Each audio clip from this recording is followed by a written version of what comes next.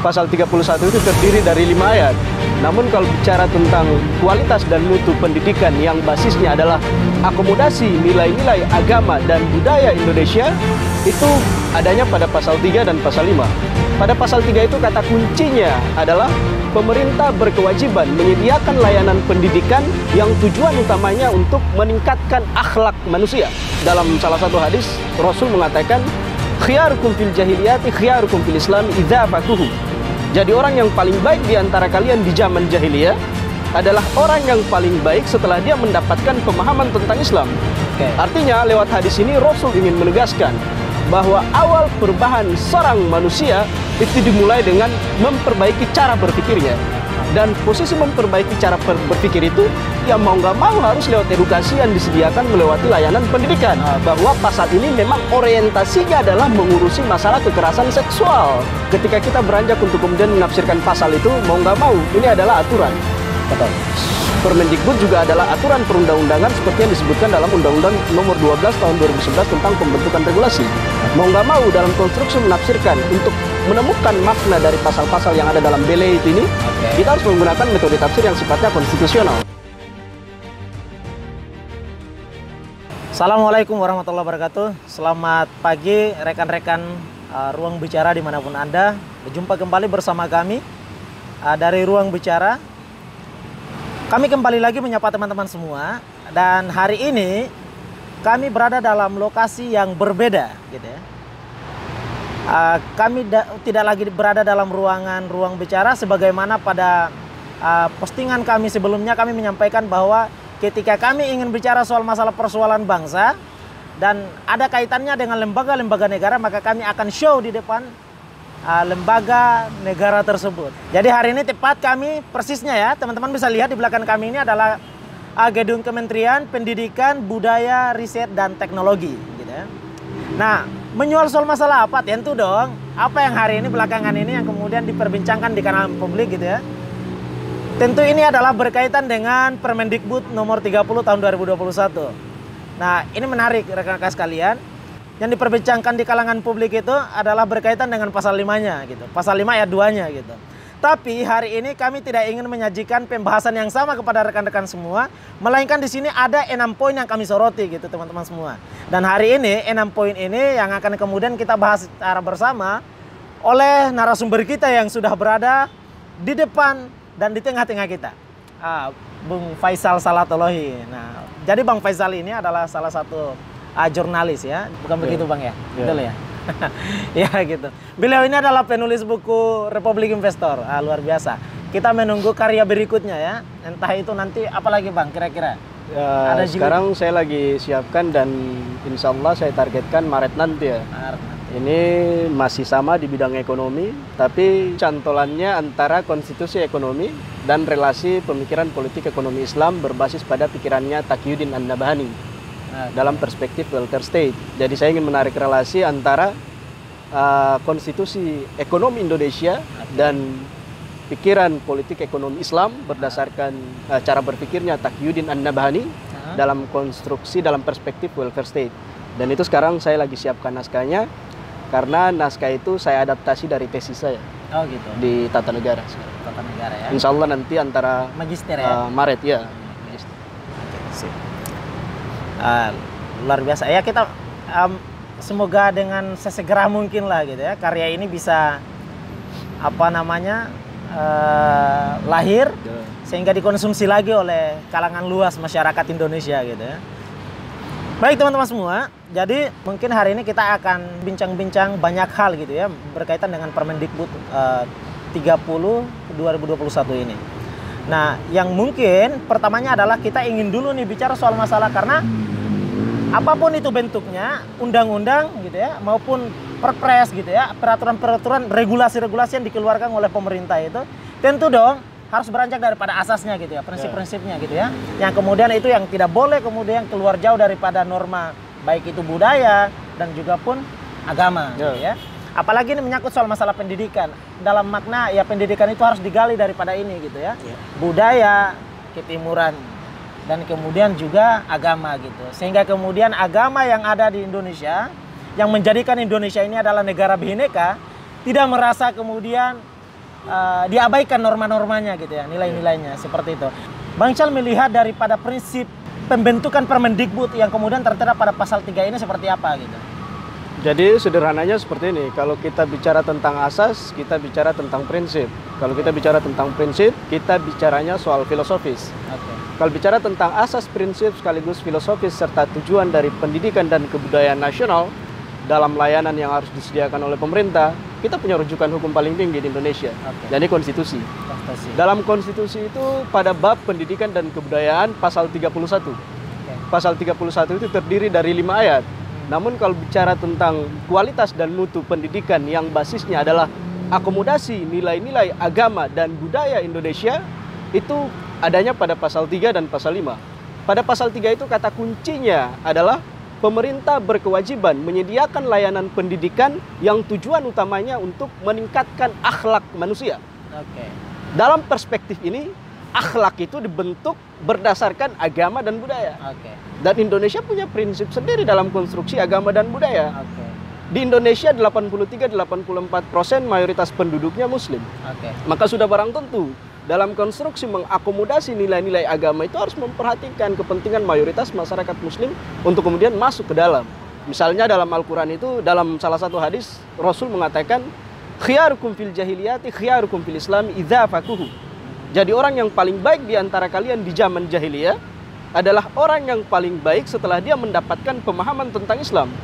Artinya lewat hadis ini Rasul ingin menegaskan bahwa awal perubahan seorang manusia itu dimulai dengan memperbaiki cara berpikirnya. Dan posisi memperbaiki cara berpikir itu ya mau nggak mau harus lewat edukasi yang disediakan melewati layanan pendidikan. Dan ingat, ada kata kunci terakhirnya setelah mendapatkan pemahaman tentang Islam. Artinya untuk memperbaiki cara berpikir manusia-manusia di Indonesia berbasis pada layanan pendidikan itu, pemerintah berkewajiban mengakomodasi kepentingan mayoritas masyarakat Indonesia sesuai dengan makna hadis tadi. Harus berbasis pada akomodasi nilai-nilai Islam. Ya, seperti itu. Yang kedua pada pasal 5, bahwa dalam konstruksi penguasaan teknologi, ilmu pengetahuan dan pendidikan sekaligus penguasaan saintifik itu harus memperhatikan nilai-nilai agama. Nah, saya nggak melihat prinsip ini dimasukkan sebagai asas utama dalam proses pencegahan dan penanganan kekerasan seksual di dalam Permendikbud 30 tahun 2021. Kalau bicara tentang asasnya, ente udah nyebut tadi di pasal 3. Coba lihat pasal 3 dari huruf A sampai huruf F. Nggak satu pun di antara ketentuan itu memasukkan nilai agama dan budaya sebagai prinsip utama untuk membuat pengaturan di bidang pendidikan. Dalam konteks ini adalah penanganan kekerasan seksual. Ini yang menjadi persoalan. Makanya saya berani menyebut bahwa Permendikbud ini sesungguhnya semangatnya adalah semangat yang bersifat liberal. Tidak sesuai dengan kebudayaan di Indonesia. Tidak sesuai dengan kultur atau mayoritas agama yang berkembang di Indonesia. Dia lebih mengadopsi nilai-nilai yang sifatnya universal. Dan sifat universal yang saya maksud seperti perkataannya tadi, berbasis pada kesetaraan gender, emansipasi, dan HAM. Kata kuncinya adalah HAM. HAM itu nilai universal yang menyangkut dengan pemenuhan hak-hak dasar manusia. Termasuk dia tidak boleh dilecehkan perempuan itu. Dan prinsip pengaturan ini normanya universal dan sifatnya umum, berbasis pada haluan barat, bukan haluan yang berbasis pada nilai-nilai orisinil yang ada di Indonesia. Makanya saya sebut tadi, prinsip asasnya liberal. Karena tidak mengakomodasi nilai-nilai agama dan budaya Indonesia sebagaimana yang diamanatkan dalam konstitusi pasal 31 terkhusus untuk ayat 3 dan ayat 5, itu kata kuncinya. Jadi secara spesifik ini sebagai kata kunci ya dari pasal 3 ini, secara spesifik mungkin Abang melihat apa yang menjadi kekurangan di dalam pasal 3 ini? Ya, saya sebutkan tadi, pasal 3 ini nggak mengadopsi nilai-nilai agama dan budaya yang berkembang di Indonesia. Dua ya, agama dan budayanya yang tidak kemudian termuat dalam prinsip-prinsip. Iya, saya lebih melihat pasal 3 ini asasnya sifatnya universal. Yang rujukannya adalah konteks HAM nasional. Dan konteks HAM ini, semua orang udah tahu banyak diskursusnya. Memang dia universal mengatur terkait dengan hak asasi manusia dan mereduksi nilai dan kurang melibatkan nilai-nilai budaya dan agama orisinil yang ada di Indonesia. Ini diskursus lama. Dan ini diulang kembali oleh Nadiem dalam Permendikbud 3 tahun 2021 itu. Maka saya sebut, Permen ini asas pencegahan dan penanganannya memang tidak melibatkan nilai agama dan budaya. Nanti ini akan kita buktikan dalam pasal-pasal selanjutnya. Oke, sip. Selanjutnya adalah menyangkut soal masalah hal yang menjadi polemik gitu ya. Diperbincangkan oleh kalangan luas ini Indonesia. Yang kemudian pula disentil oleh MUI. Itu berkaitan dengan pasal 5 gitu. Yang oleh Mas Menteri itu juga mengatakan bahwa norma-norma agamanya sudah kami lihat, ya kan? Nah, sehingga kemudian bisa saja kita mengatakan bahwa diabaikan apa yang kemudian disampaikan oleh MUI ini gitu ya. Telah dijawab oleh Mas Menteri bahwa mereka sudah melihat dari aspek keagamaannya gitu. Nah, terkait dengan ayat 2 dalam pasal 5 ini, Abang melihatnya seperti apa nih? Jadi yang pertama, saya tidak dalam mendukung posisi MUI ataukah Mas Nadiem. Tapi dalam konstruksi ini saya ingin mengajak semuanya untuk berpikir secara proporsional. Jadi kalau bicara tentang kontroversi pasal 5 ayat 2 itu pertama saya catat pengulangan penyebutan secara berulang. Atau pengulangan penyebutan frasa terkait dengan persetujuan korban. Itu adanya pada poin B, ada pada poin F, ada poin G, poin H, poin I, sama poin M. Artinya 6 kali disebutkan secara berulang. 6 kali disebutkan secara berulang di dalam Permendikbud 30 tahun 2021 itu. Saya kira ketika kita beranjak untuk kemudian menafsirkan pasal itu, mau nggak mau, ini adalah aturan. Betul. Permendikbud juga adalah aturan perundang-undangan seperti yang disebutkan dalam Undang-Undang Nomor 12 Tahun 2011 tentang pembentukan regulasi. Mau nggak mau dalam konstruksi menafsirkan untuk menemukan makna dari pasal-pasal yang ada dalam beleit ini, kita harus menggunakan metode tafsir yang sifatnya konstitusional. Saya ambil satu metode. Ini berbicara persoalan diksi. Kontroversi yang berkembang di masyarakat ini pemaknaan yang awal mulanya adalah pada posisi penafsiran diksi. Diksi persetujuan korban itu. Kalau kita mulainya dengan menafsirkan persetujuan korban, maka kita akan menemukan unsur pelegalan atas kampanye seks bebas atau pelegalan zina di dalamnya. Tapi kata kunci sebelum kita menafsirkan frasa persetujuan korban itu ada di pasal 5 ayat 1, kekerasan, yang menunjukkan bahwa pasal ini memang orientasinya adalah mengurusi masalah kekerasan seksual. Di mana kekerasan seksual itu adalah sebuah kondisi yang memang tidak perlu mendapatkan persetujuan dari korban. Artinya pasal ini memang kalau menurut saya sudah benar.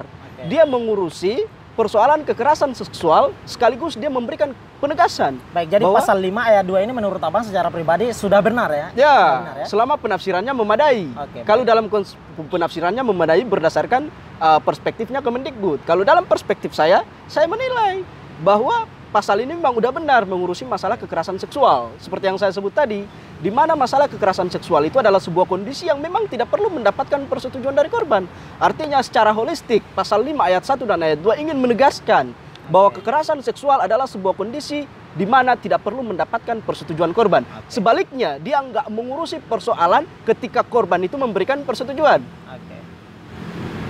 Nah, di situ kata kunci. Jadi ini hanya persoalan diksi, makanya kita harus proporsional melihatnya. Saya nggak tahu penafsiran dari Kemendikbud itu seperti apa. Selama penafsirannya memadai, saya terima. Tapi tadi saya hanya mengeluarkan penafsiran dari saya berdasarkan metode tafsir konstitusional yang saya pakai adalah pendekatan diksi. Jadi ini bukan persetujuan mengikuti apa kata Mas Nadiem ya? Tapi juga melakukan pendekatan secara konstitusional tadi ya? Tapi yang jadi catatan pentingnya kalau saya boleh lanjut nih, ketika pasal ini mengurusi terkait dengan kekerasan seksual dan dia cenderung tidak melegalkan zina, apakah dia memang mengandung nilai-nilai agama dan budaya? Belum tentu. Karena asas dari pasal 5 ini saya sebutkan tadi ada di pasal 3. Di mana asas pencegahan dan penanganan terkait dengan kekerasan seksual secara menyeluruh itu memang nggak mengadopsi nilai-nilai agama dan budaya. Karena dari poin A sampai poin F itu memang nggak tertera di dalam bagaimana caranya mereka mengakomodasi nilai-nilai budaya dan agama di Indonesia seperti yang dimaksud dalam pasal 31 Undang-Undang Dasar ayat 3 dan ayat 5 dalam konstruksi penanganan masalah kekerasan seksual. Makanya saya sebut ketika pasal ini memang kecenderungannya tidak melegalkan zina, tapi sebaliknya muncul pertanyaan apakah dia sesuai dengan konteks agama dan budaya di Indonesia? Enggak. Karena asasnya yang liberal dengan tidak memasukkan pengaturan berbasis pada agama dan budaya yang berkembang di Indonesia sebagaimana yang dicantumkan dalam pasal 31 ayat 3 dan ayat 5. Silakan lihat beleitnya pada pasal 3 itu. Apakah kemudian ketika kita mau ingin melihat bahwa misalkan tadi tidak dimasukkan norma-norma budaya, baik ya kan, budaya dan agama di dalamnya gitu. Apakah kemudian kita mau bisa mengatakan bahwa dalam pembentukan gitu ya Permendikbud ini tidak melibatkan tokoh-tokoh, misalkan kebudayaan dan juga pula agama. Dalam hal ini mungkin juga diwakilkan oleh MUI, gitu kan? Sehingga kemudian dalam ketika Permendikbud ini lahir, MUI kan menyoroti soal masalah hal ini. Artinya kan kita bisa menaruh kecurigaan bahwa MUI tidak terlibat dalam pembahasan Permendikbud ini, gitu kan? Nah, gitu. Ya, memang karena dalam catatan kritis saya terkait dengan Permendikbud ini, saya menyebut di dalamnya beberapa poin. Yang pertama, masalahnya dia terlalu melampaui kewenangan. Pengaturan yang ada di dalamnya itu terlalu melampaui kewenangan yang seharusnya diatur dalam level undang-undang. Ini masalah yang pertama. Dan ini cacat secara mekanisme pembentukan regulasi seperti yang dimaksud dalam Undang-Undang 12 tahun 2011. Bahwa pengaturan yang rinci dan rigid itu seharusnya diatur dalam level undang-undang. Bukan Permendikbud. Bukan Permendikbud. Sedangkan di saat yang sama Permendikbud ini terlalu mengatur secara rinci dan rigid. Yang pertama, terkait dengan norma pelanggaran seksual di lingkungan perguruan tinggi itu rigid dan rinci. Silahkan buka pasal 5, norma itu dituangkan dalam pasal 5, ayat 1 dan ayat 2. Tapi bagaimana ketika hal yang kemudian berkaitan dengan seksual ya di perguruan tinggi ini ketika tidak diatur dalam ketentuan perundang-undangan, lalu ketika diatur dalam Permendikbud seperti ini, apakah kemudian itu tidak menjadi soal gitu kan? Ya, ini memang udah diatur dalam aturan perundang-undangan, kan kita punya KUHP. Yang menyebutkan dengan jelas bahwa kekerasan seksual itu adalah tindak pidana. Makanya kita juga harus merujuk ke sana, tapi spesifik pada perguruan tinggi. Kalau itu kan umum dia kan, gitu. Perguruan tinggi juga lembaga publik, layanan publik, di mana KUHP juga berlaku di situ. Karena KUHP itu berlakunya mayoritas, di mana perguruan tinggi pun termasuk di dalamnya. Kalau memang mau mengatur terkait dengan persoalan penanganan kekerasan seksual secara khusus di lingkungan kampus, kan kampus punya otonomi sendiri. Ini sudah dijamin dalam pasal 62 ayat 1 Undang-Undang nomor 12 tahun 2012 tentang perguruan tinggi. Artinya oleh pemerintah kampusnya itu bisa mengatur soal masalah ketentuan di dalamnya sendiri, gitu ya, secara tanpa harus diintervensi lebih lanjut oleh Kemendikbud gitu. Yang jadi persoalan saya sebutkan tadi, aturan ini belate ini terlalu melampaui kewenangan yang seharusnya diatur dalam level undang-undang. Itu yang pertama. Kenapa? Karena misalnya saya ngambil contoh, dia terlalu mengatur secara rigid dan rinci terkait dengan norma pelanggaran seksual sebagaimana yang diatur dalam pasal 5 ayat 1 dan ayat 2 yang diperbincangkan, yang saat ini memang menjadi kontroversi di tengah-tengah masyarakat. Yang kedua, diikuti dengan ragam sanksi yang sangat tidak proporsional yang diberikan oleh Satgas, terutama pada pasal 13 ayat 2. Dalam pasal 13 ayat 2, belate ini menyatakan bahwa rektor atau pimpinan perguruan tinggi menjatuhkan sanksi administrasi terhadap si pelaku berdasarkan rekomendasi yang diberikan oleh Satgas.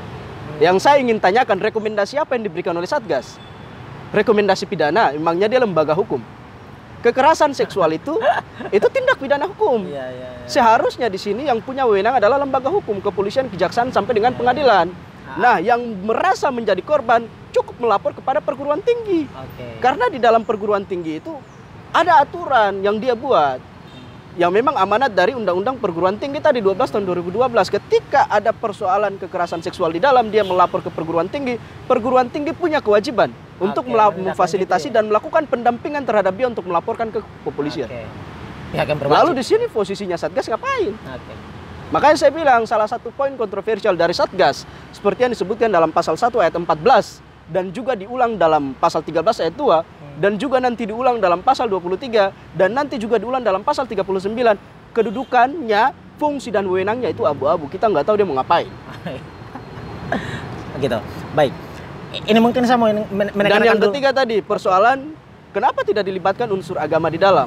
Saya sebut, kekerasan seksual ini bukan cuma persoalan tindak pidana, bro. Ini juga persoalan pelanggaran terhadap etika dan norma. Artinya moralnya terganggu si pelaku nih. Kalau moralnya terganggu, cara memperbaiki moral adalah layanan pembinaan yang berbasis pada nilai agama dan budaya. Mungkin frasa yang sering dikenal oleh orang itu adalah psikologinya terganggu gitu ya, si korbannya gitu ya. Gitu. Makanya untuk melakukan penanganan itu, ya basisnya adalah nilai agama dan budaya. Kalau agama dan budaya yang memang menjadi dasar rujukan akademik untuk melakukan pembinaan, ya Permendikbud ini harus terbuka dengan cara melibatkan semua unsur yang punya kepentingan, terutama dari unsur tokoh agama dan tokoh adat. Tapi dia nggak punya asas keterbukaan karena dalam konstruksi pembentukannya dia nggak melibatkan semua kepentingan itu. Nah di sini dia juga cacat secara material, formil. Karena dia melanggar ketentuan dalam Undang-Undang 12 tahun 2011 pasal 5 huruf G. Di mana perbentukan Permendikbud itu disebutkan termasuk di dalamnya harus mengandung asas keterbukaan. Oke, baik. Artinya yang memiliki kepentingan harus dilibatkan di dalamnya gitu ya. Budaya dan agama yang paling terpenting karena ini menyangkut soal masalah pendidikan kita.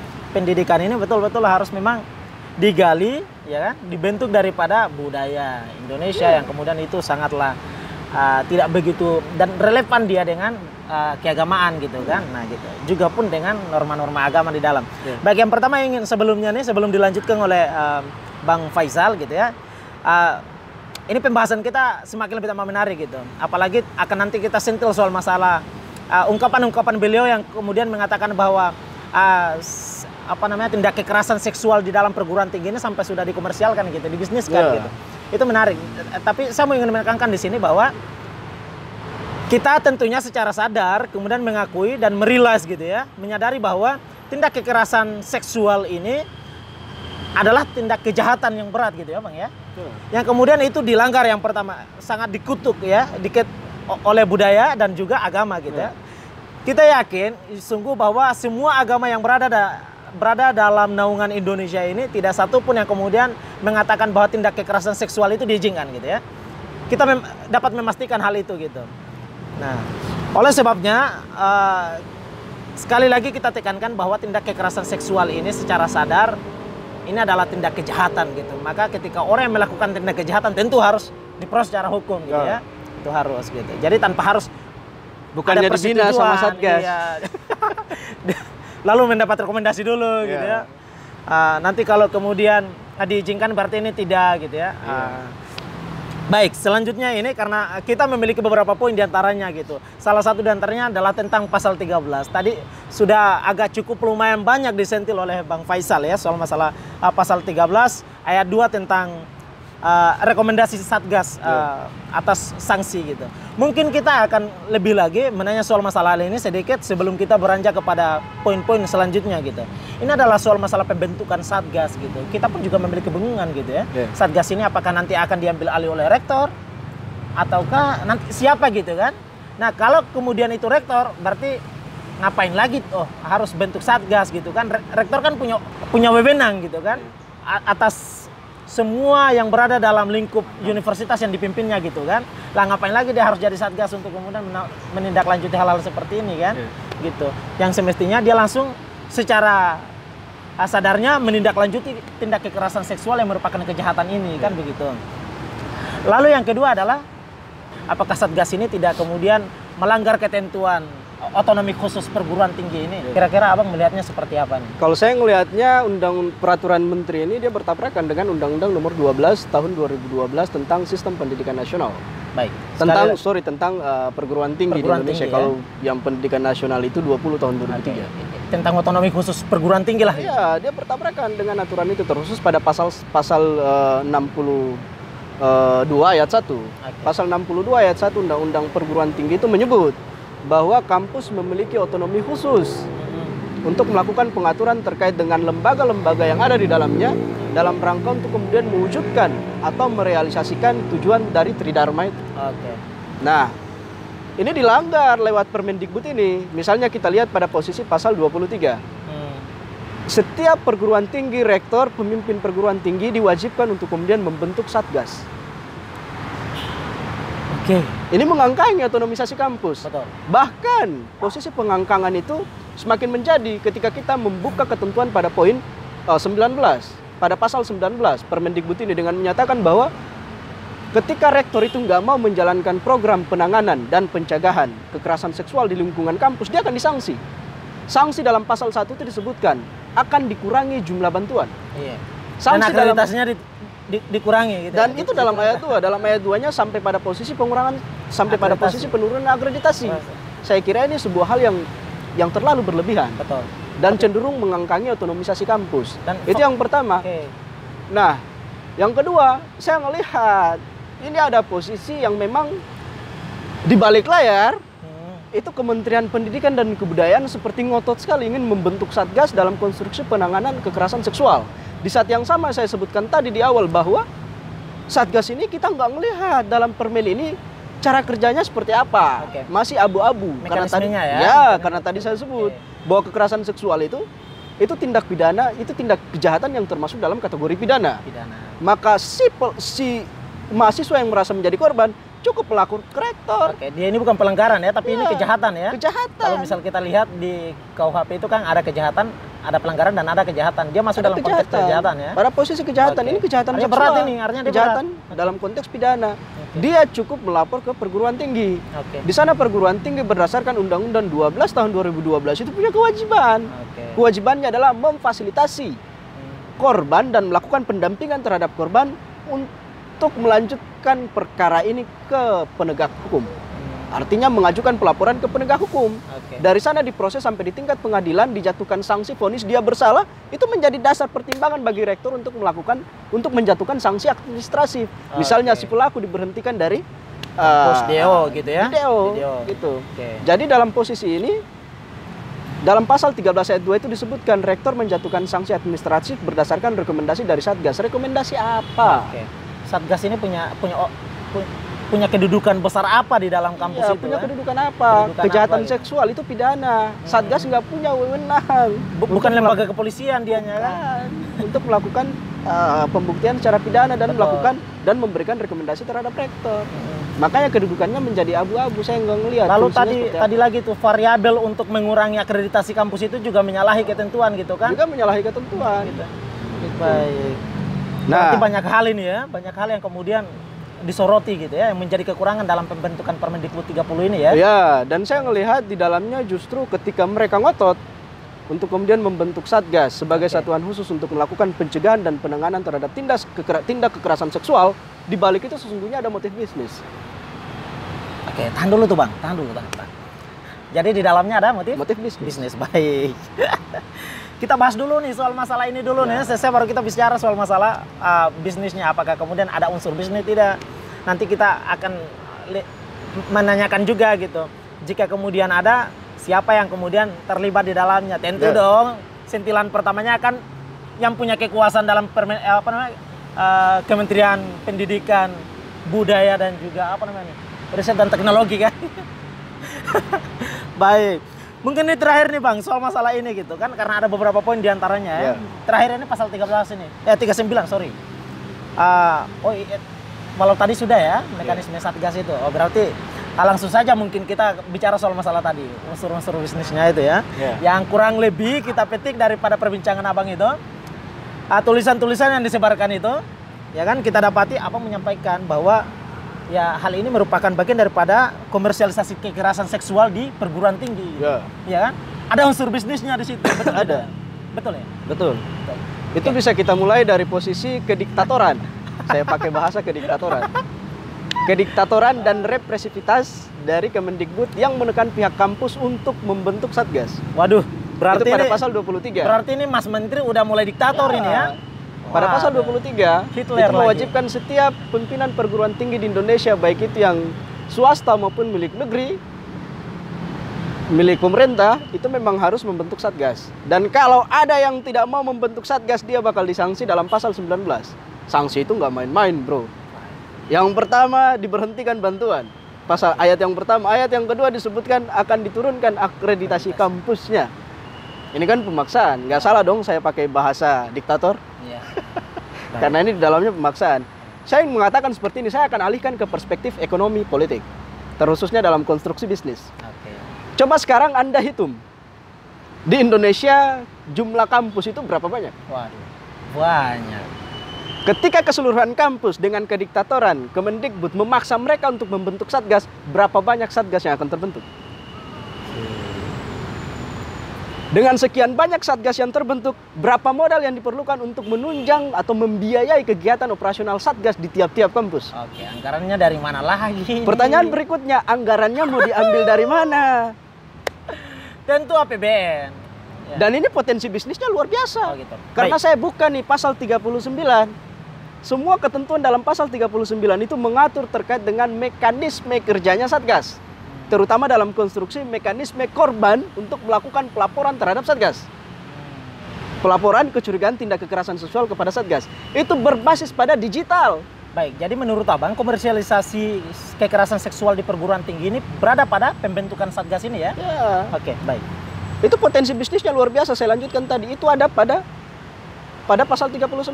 Mekanisme kerja Satgas itu berbasis pada digital. Terutama dalam konstruksi pelaporan dari korban terkait dengan dugaan tindak kekerasan seksual kepada Satgas. Itu mekanisme yang diatur di dalam semuanya berbasis pada digital, elektronik. Yang jadi persoalannya, elektronik itu mahal harganya. Dengan jumlah Satgas yang dibentuk itu juga banyak di seluruh Indonesia. Berapa besar anggaran atau biaya yang kita perlukan untuk membiayai kegiatan operasional Satgas? Betul, tentu dong. Ini Mereka potensi juga bisnisnya besar. Betul. Dan anggarannya mau diambil dari mana? Betul. Anggarannya mau diambil dari, ya tentu dari APBN karena ini program kerjanya pemerintah. Tapi dengan catatan APBN yang diperoleh dari utang asalnya. Oh gitu. Kenapa? 2021 defisit APBN kita 16,4 triliun.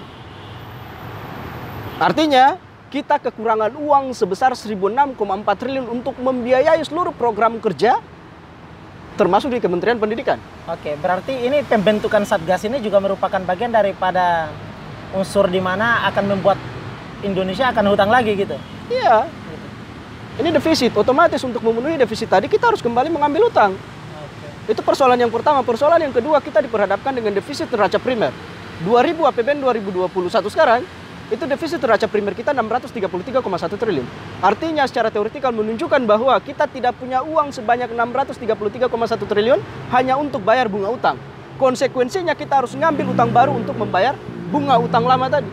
Tapi apakah kemudian, kan konstitusi mengatakan 20% kan untuk pendidikan. Nah, itu tidak dijalankan oleh pemerintah. Bisa dilihat dari politik kebijakan anggaran yang dituangkan dalam APBN. Karena apa? Kita diperhadapkan dengan masalah darurat ketahanan anggaran. Dengan defisit dan pembayaran bunga utang yang luar biasa. Otomatis ketika pembentukan nomenklatur baru berupa Satgas dari kementerian yang dititipkan di tiap-tiap kampus, dia membutuhkan pembiayaan. Pembiayaannya dari APBN. Di saat yang sama APBN dalam keadaan darurat seharusnya diprioritaskan untuk hal-hal penting. Kalau ada penambahan pembelanjaan akibat dari penambahan nomenklatur baru, mau ngambil duit dari mana? Tapi pendidikan juga penting loh, Wan. Iya, itu masalahnya, pendidikan penting, tapi kepentingan atas pendidikan itu nggak dimasukkan dalam politik kebijakan anggaran nasional. Oke. Makanya ini harus mengambil utang baru. Saya sebutkan tadi, besarnya pembiayaan terhadap Satgas itu menuntut pemerintah untuk kemudian mengeluarkan biaya lebih untuk membiayai operasional Satgas. Mau diambil dari mana? Dari APBN? Enggak, APBN lagi darurat. Saya kasih contoh dasar daruratnya APBN 2021 tadi. Defisit APBN sama defisit primer. Di 2022 terulang lagi defisit transaksi defisit APBN kita sampai pada posisi 868,02 triliun. Ini menunjukkan bahwa kita juga kekurangan anggaran untuk membiayai total keseluruhan pembelanjaan dalam APBN termasuk pembelanjaan untuk programnya Kemendikbud. Oke. Itu yang pertama. Yang kedua, kita juga diperhadapkan dengan defisit neraca primer yang tetap ngejembreng pada posisi 462,2 triliun. Yang menunjukkan bahwa kita nggak punya uang sebanyak itu hanya untuk bayar bunga utang. Oleh sebab itu kita harus mengambil utang baru untuk melunasi bunga utang lama itu. Makanya dalam konstruksi ini kita mengambil uang dari mana untuk membiayai kinerja Satgas dari APBN? Rasanya nggak mungkin. Tapi menurut Abang kira-kira Mas Menteri ini sadar nggak kira-kira kalau misalkan Satgas ini adalah merupakan bagian daripada pembentukan di mana komersialisasi seksual ini menjadi, mohon maaf, tindak kekerasan seksual, pembentukan Satgas ini menjadi lembaga di mana dijalankan bisnis di dalam tuh perguruan tinggi. Ya dia pasti sadar karena dia yang membuat pengaturan dan seorang menteri juga punya pemahaman yang memadai tentunya tentang ketahanan anggaran kita pada posisi APBN. Kan pilihannya cuma dua. Jadi beliau sadar ketika nomenklatur itu. Ketika nomenklatur baru yang dibentuk itu nggak bisa dibiayai oleh APBN, cuma ada mekanisme yang kedua, swastanisasi lewat utang dan investasi. Ya, di sini pada posisi ketidakcukupan anggaran APBN untuk membiayai itu Satgas, maka pilihan yang diambil oleh pemerintah adalah menerbitkan obligasi. Surat utang pemerintah dalam rangka mencari kecukupan modal untuk membiayai Satgas. Ini bahasa lainnya adalah investasi oleh obligasi. Dalam konstruksi ini investor diberikan kebebasan untuk kemudian membeli surat utang negara yang tujuannya adalah untuk pembelanjaan terhadap kinerja operasional Satgas. Nah, di sini pada posisi ini kita melihat bahwa otak oligarki dan bisnisnya Nadiem itu sesungguhnya muncul. Dia sadar betul pembentukan nomenklatur baru ini membutuhkan biaya yang cukup banyak. Di tengah keterbatasan anggaran APBN, ya pilihan apa lagi swastanisasi lewat penerbitan obligasi. Memberikan kesempatan kepada investor global untuk memberi surat utang itu dalam rangka untuk kemudian membiayai pelayanan Satgas. Oke. Mungkin... Nah, di sini pintarnya si Nadiem ini dalam Permendikbud 30 2021, dia nggak memasukkan terkait dengan mekanisme dan sumber pembiayaan untuk Satgas. Dalam kacamata ini, saya melihatnya seolah dia sengaja ingin menutup mata dan jangkauan publik dari posisi privatisasi, liberalisasi, dan komersialisasi penanganan kekerasan seksual berbasis pada pembentukan Satgas. Nah, saya bilang otak oligarki itu nggak pernah kehabisan cara. Gitu ya. Bahkan sampai pada posisi kekerasan seksual pun dibisniskan. Gitu ya. Padahal ini tindak kejahatan loh, tindak kejahatan kan gitu. Dan dia masuk kategori pidana berat gitu ya. Iya gitu. Itu masih dibisniskan. Ya. Artinya tentu norma budaya, agama dikesampingkan. Ya. Nah, kalau kedua ini dikesampingkan, tentu dong apa sih yang nggak boleh? Saya ingat dengan pengaturan pendidikan, ini punya relasi dengan pengaturan pendidikan yang ada dalam Undang-Undang Cipta Kerja. Undang-Undang Cipta Kerja pengaturan tentang pendidikan itu dimuat dalam bab 3. Itu judulnya peningkatan ekosistem investasi dan kegiatan. Adanya di bagian keempat dengan judul perizinan berusaha serta kemudahan dan perizinan investasi. Itu pada paragraf 12. Sesuai dengan judulnya, pendidikan dalam pengaturan di Undang-Undang Cipta Kerja ini memang hanya diprioritaskan untuk penyederhanaan perizinan. Untuk memudahkan akses bagi masuknya investasi-investasi global untuk membiayai pendidikan yang ada di Indonesia. Kenapa saya sebutkan seperti itu? Itu indikasinya ada dalam paragraf 12, di mana pengaturan pendidikan itu hanya memasukkan satu pasal. Oke, ini di pasal 65. Kerja, Cipta Kerja. Di Cipta Kerja. Itu cuma ada pasal 65. Pasal 65 pun itu hanya memuat tentang 2 ayat. Ayat yang pertama, setiap orang atau setiap pelaku swasta yang mau mendirikan satuan pendidikan di Indonesia, mulai dari tingkat dasar sampai dengan perguruan tinggi, dia harus mengantongi izin berusaha dari pemerintah. Izin berusaha bukan izin pendidikan. Jadi kalau izin berusaha artinya ketika universitas itu dibangun, prinsipnya adalah komersial karena basisnya usaha. Dan ini berlawanan dengan izin pendidikan sebagaimana yang dimaksud dalam pasal 62 Undang-Undang nomor 20 tahun 2003 tentang Sisdiknas. Ada perbedaan antara izin pendidikan dan izin berusaha. Betul, izin pendidikan itu dalam pasal 1 ayat 2-nya menyebut, dalam pasal 62 ayat 2-nya menyebut, yang disebut sebagai izin pendidikan adalah izin yang di dalamnya tertera isi pendidikan, syarat isi pendidikan. Yang kedua, kualifikasi pengajar dan tenaga pengajar. Yang ketiga, pada posisi kurikulum. Yang keempat, pada posisi evaluasi dan akreditasi. Manajemen sampai pada posisi pembentukan layanan pendidikan di perguruan tinggi. Artinya ketika seseorang itu mau mendirikan kampus berdasarkan perspektif Undang-Undang 20 tahun 2003 tadi, maka dia holistik pendekatannya. Dia harus memenuhi semua kriteria ketentuan dalam persyaratan izin pendidikan tadi. Tapi semua hal itu disederhanakan dan tidak dicantumkan dalam Undang-Undang Cipta Kerja. Disederhanakan menjadi izin berusaha. Oke, ini mungkin yang menurut Abang ya, mohon maaf nanti jika kemudian salah, mohon dibenarkan gitu. Apakah kemudian ini yang menurut Abang gitu ya, dengan bahasa-bahasa Abang yang sudah yang disebarluaskan ini yang apakah kemudian menurut Abang bahwa ini menjadi pintu di mana liberalisasi pendidikan itu masuk ke Indonesia? Iya. Karena saya ingin mengatakan seperti ini, kita hanya berfokus mengurusi masalah mekanisme pembiayaan berbasis pada penyederhanaan perizinan, maka kita cenderung abai terhadap mutu dan kualitas pendidikan. Karena dalam Undang-Undang Cipta Kerja nggak ada satupun pasal yang mengatur terkait dengan peningkatan kualitas dan mutu. Cuma satu pasal yang mengurusi terkait dengan penyederhanaan perizinan. Dalam konstruksi ini pemerintah itu seolah-olah mengabaikan terkait dengan kualitas dan mutu pendidikan yang seharusnya dibentuk berdasarkan nilai agama dan nilai budaya. Sebagaimana yang dimaksud dalam pasal 31 Undang-Undang Dasar 45, pasal 3 dan pasal 5. Ini menjadi persoalan tersendiri. Saya ingin mengatakan seperti ini, ketika orientasinya mereka adalah bisnis dan cenderung mengabaikan mutu serta kualitas pendidikan, ada persoalan mendasarnya. Apa itu? Persoalan mendasarnya adalah pemerintah didegradasi dari posisi pengaturan di dunia kampus. Baik itu dalam konstruksi regulasi maupun keterlibatannya secara langsung. Di saat yang sama, ini menjadi bagian dari pintu untuk membuka dominasi swasta. Berhubungan dengan pemerintah tidak memberikan pengaturan yang jelas dalam Undang-Undang Cipta Kerja terkait dengan peningkatan mutu dan kualitas, sama halnya dengan pemerintah itu membiarkan swasta yang kemudian membentuk mutu dan kualitas di perguruan tinggi, di dunia pendidikan. Oke, jadi diberikan pelegalan kepada swasta untuk membentuk kualitas. Karena aturannya nggak dimuat dalam Undang-Undang Cipta Kerja. Artinya apa? Itu pada posisi ambigu, seolah-olah pemerintah menyerahkan mutu dan kualitas pendidikan itu kepada pelaku usaha. Dan ini masalah, ketika mereka membiarkan itu untuk kemudian menjadi domainnya pelaku usaha, degradasi terhadap nilai-nilai konstitusional itu pasti terjadi.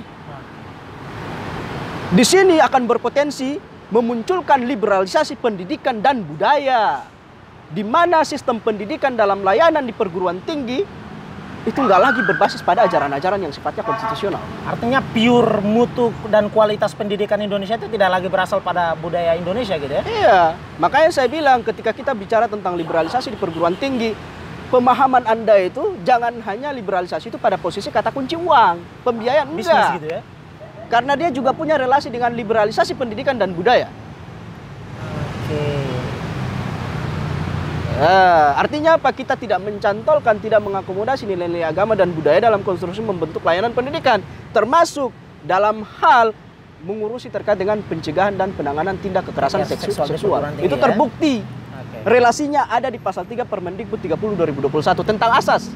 Yang dalam konteks pencegahan itu dan penanganan itu tidak memasukkan nilai-nilai budaya dan agama Indonesia yang berkembang di Indonesia. Baik. Terima kasih Bang ya. Sama-sama. Baik. Sudah berapa banyak menit yang kita lalui ini. Jadi baik teman-teman semua, ini sangat menarik apa yang kemudian kita perbincangkan hari ini. Dan sekali lagi saya ingin mengabarkan kepada teman-teman semua bahwa apa yang kemudian kami bahas hari ini yang menyual soal masalah Permendikbud 30 2021 dan memiliki relevansi ya dengan Undang-Undang Cipta Kerja gitu. Yang tadi sudah kita bahas, dan kemudian kita temui bahwa yang hari ini yang kita lihat diperbincangkan di kalangan publik ini adalah menyual soal masalah pasal 5 ayat 2 itu.